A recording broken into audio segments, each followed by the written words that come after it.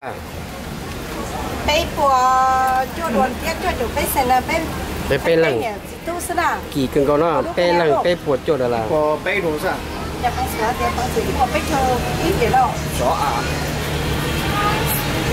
bây giờ chỉ bao giờ phong sửa thì giờ phong sửa mua giờ phong sửa thấy bùa bây cho nè in mà xây in hồ sơ bây xây in thì bây lần bây bùa cho đó là ít tu bây bùa đó là ít tu ít bùa bây đó là nè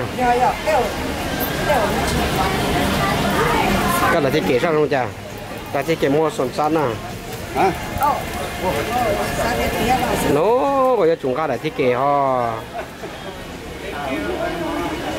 nên cái màu so bây giờ tôi sai thôi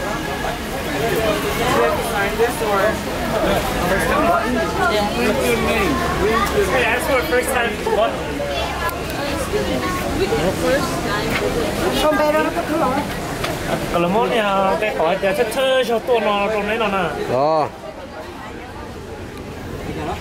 Cho vô tí chút con à. Chất thơ cho tôi cảm ơn là. cái này tôi mua nó cái món này chúng phải xem vào được không?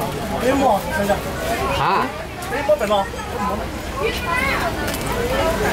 Chúng mình tôi có nó thế rồi, bây giờ cho nó. Thay mặt. Tôi cho nó cái chỉ trong đây.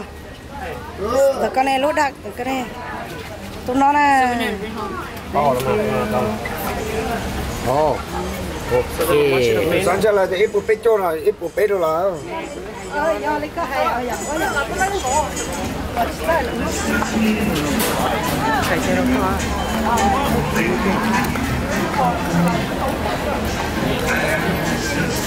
Tại cũng lúc là cú đi sang, có tao tiền.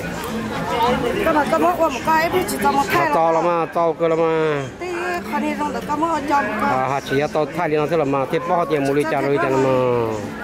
Thế tôi rõ mà thích thay mà. Thay té khó cả trong công chứ ba. Trong chỉ trong là sao nó cả mình nhỏ cho tôi té cái này chỉ trong cái gì. Tao sao bằng bao thế. Ok, nè sợ tiền ra tiền sinh tiền tao sao nè nè, sợ tao là tiền tao sao, à cho nó tôi thơ rồi lúc lên đầu dù nó thế này, thì biết thay lên thế chứ mà thay đồ nó nè sẽ đâu.